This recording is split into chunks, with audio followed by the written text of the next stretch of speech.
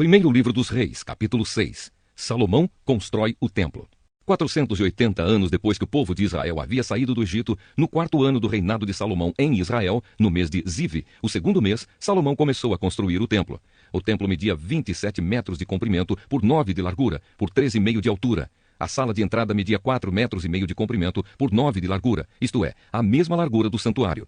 As paredes do templo tinham janelas que eram mais estreitas do lado de fora do que do lado de dentro. Encostados nos lados e nos fundos do templo, Salomão construiu 3 andares de salas, cada andar medindo 2,20 metros de altura. As salas do andar de baixo tinham 2,20 metros de largura. As do andar do meio tinham 2,70 metros de largura. E as do andar de cima, 3,10 metros de largura. Em cada andar, as paredes do templo eram mais finas do que as do andar de baixo. Assim, as salas se apoiavam nas paredes, evitando que as vigas entrassem nessas paredes. O templo foi construído com pedras que haviam sido preparadas nas pedreiras, para que assim, durante a construção, não se ouvisse o barulho de martelos, machados ou qualquer outra ferramenta. A entrada para as salas do andar térreo ficava no lado sul do templo, e havia escadas para subir ao segundo e ao terceiro andares. E assim o rei Salomão terminou a construção do templo, colocando um forro feito de vigas e tábuas de cedro.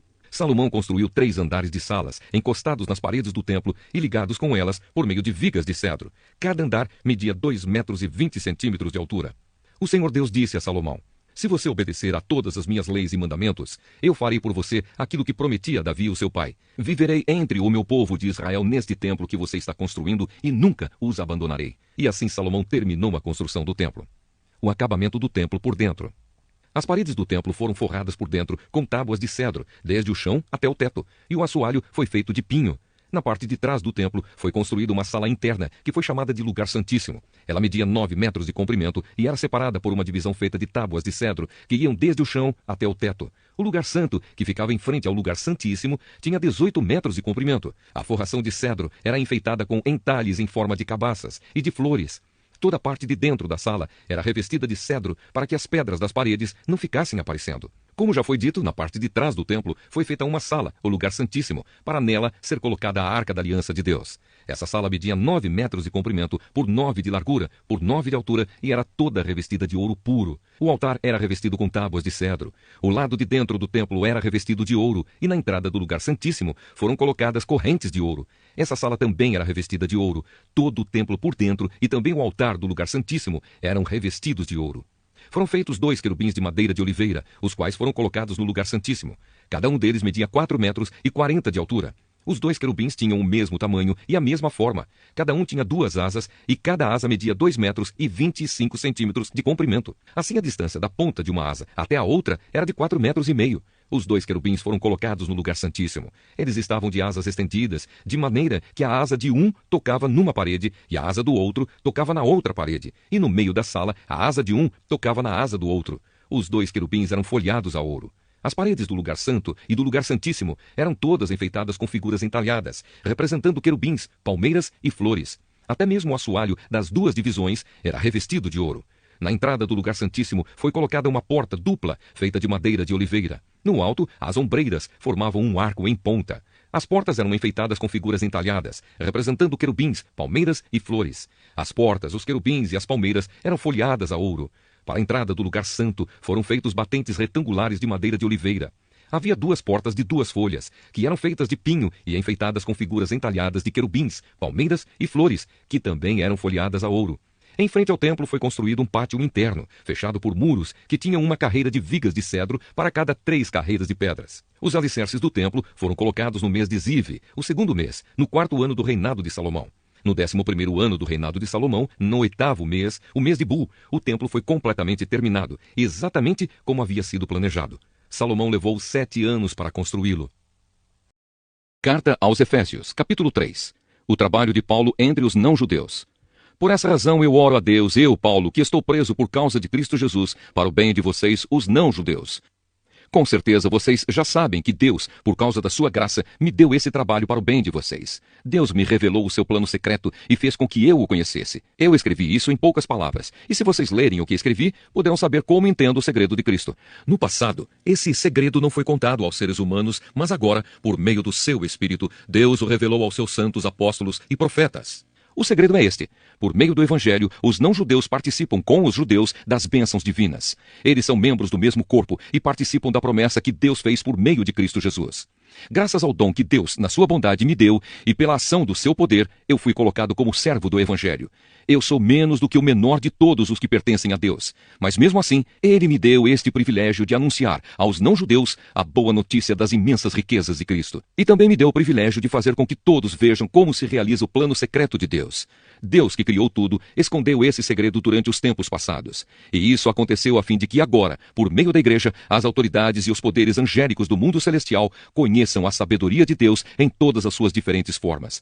Deus fez isso de acordo com seu propósito eterno, que ele realizou por meio de Cristo Jesus, o nosso Senhor. Por estarmos unidos com Cristo, por meio da nossa fé nele, nós temos a coragem de nos apresentarmos na presença de Deus com toda a confiança. Portanto, eu lhes peço que não desanimem por causa dos meus sofrimentos por vocês, pois eles lhes trazem benefício. Oração em favor do povo de Deus. Por esse motivo, eu me ajoelho diante do Pai, de quem todas as famílias no céu e na terra recebem o seu verdadeiro nome, e peço a Deus que, da riqueza da sua glória, ele, por meio do seu Espírito, dê a vocês poder para que sejam espiritualmente fortes.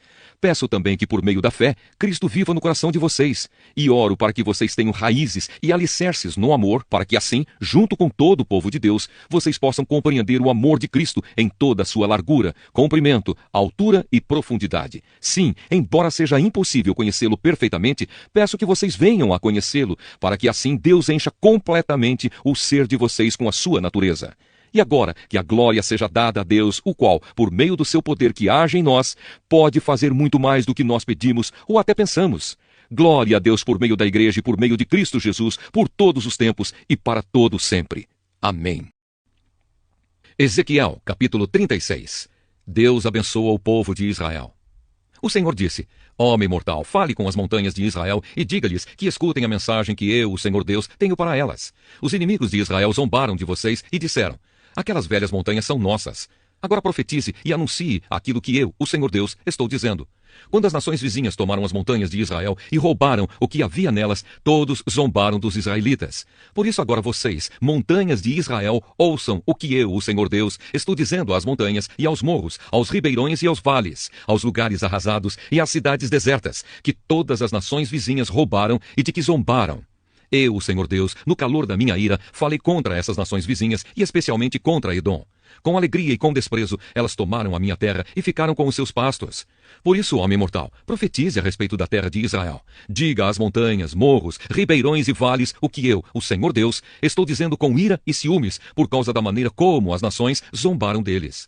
Eu, o Senhor Deus, juro que as nações vizinhas de Israel cairão na desgraça. Porém, nas montanhas de Israel as árvores de novo terão folhas e produzirão frutas para vocês, meu povo de Israel. Logo vocês voltarão para sua pátria. Eu estou do lado de vocês. E garantirei que a sua terra será arada de novo, para que nela sejam feitas plantações. Farei aumentar a população. Vocês viverão nas cidades e construirão de novo tudo o que estava arrasado. Farei com que haja muita gente e muito gado.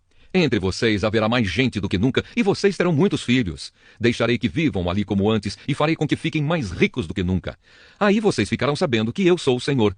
Farei com que vocês, meu povo de Israel, vivam de novo na terra. Ela será a terra de vocês, e nunca mais deixará que os seus filhos morram de fome. Eu, Senhor Deus, afirmo que, de fato, o povo chama a terra de Israel de comedora de gente, e diz que ela rouba do país os seus filhos. Mas de agora em diante, ela não será mais a comedora de gente que rouba de vocês os seus filhos. Sou eu, Senhor Deus, quem está falando. A terra não precisará mais de ouvir as nações zombarem, nem fazerem pouco caso dela. A terra não roubará mais do país os seus filhos. Eu, Senhor Deus, estou falando. A vida nova do povo de Israel. O Senhor me disse o seguinte: Homem mortal, quando os israelitas viviam na sua terra, eles a tornaram impura por causa da sua maneira de viver e de agir. O comportamento deles era tão impuro como a menstruação de uma mulher. Eu os fiz sentir a força da minha ira por causa dos crimes de morte que haviam cometido na terra e por causa dos ídolos com que eles a tornaram impura. Eu os condenei pela sua maneira de viver e de agir e os espalhei por nações estrangeiras. Mas em todos os lugares aonde eles foram, só envergonharam o meu santo nome, pois as pessoas diziam: Esse povo é de Deus, o Senhor, mas eles tiveram de sair da terra que ele mesmo lhes deu. Aí eu me preocupei com o meu santo nome, porque os israelitas o profanaram em todos os lugares aonde foram. Por isso, dê aos israelitas esta mensagem que eu, o Senhor Deus, tenho para eles. O que vou fazer não é por amor de vocês, israelitas, mas por amor do meu santo nome, que vocês profanaram em todas as nações para onde foram. Quando eu mostrar às nações a santidade do meu grande nome, o nome que vocês profanaram no meio deles, aí eles ficarão sabendo que eu sou o Senhor. Sou eu, o Senhor Deus, quem está falando. Usarei vocês para mostrar às nações que eu sou santo. Eu os tirarei de todas as nações e países e os trarei de volta para a sua própria terra. Borrifarei água limpa sobre vocês e os purificarei de todos os seus ídolos e de todas as coisas nojentas que vocês têm feito. Eu lhes darei um coração novo e porei em vocês um espírito novo. Tirarei de vocês o coração de pedra desobediente e lhes darei um coração bondoso, obediente. Porei o meu espírito dentro de vocês e farei com que obedeçam às minhas leis e cumpram todos os mandamentos que lhes dei.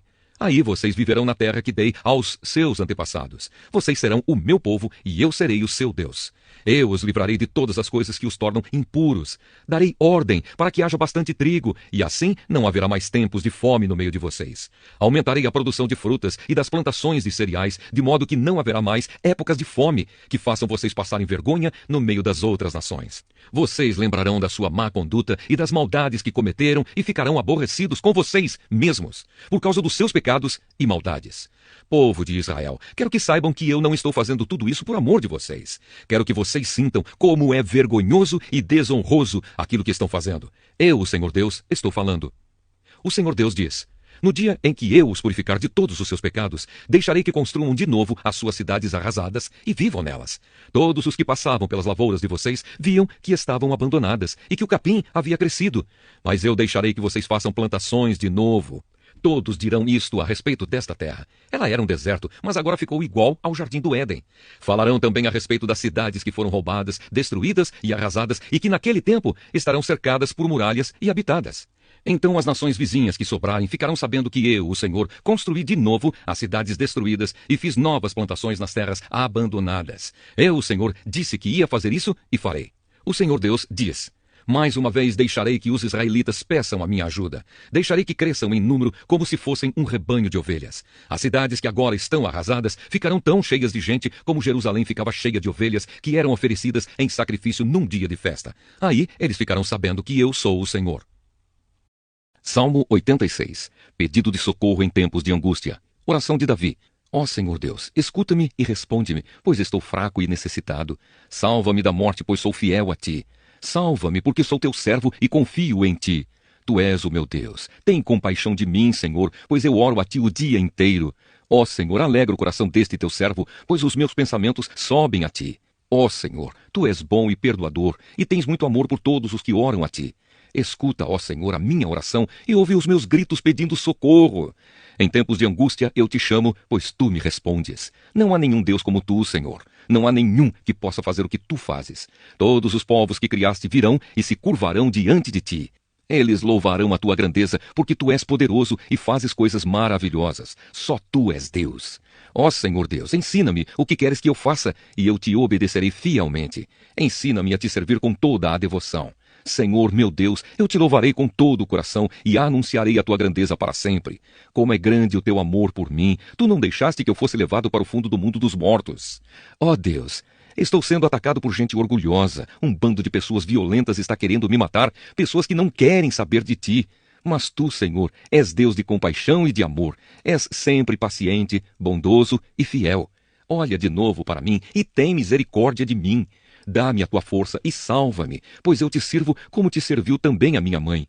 Ó Senhor Deus, dá-me uma prova da tua bondade. Então os que me odeiam verão que tu tens me ajudado e consolado e ficarão envergonhados.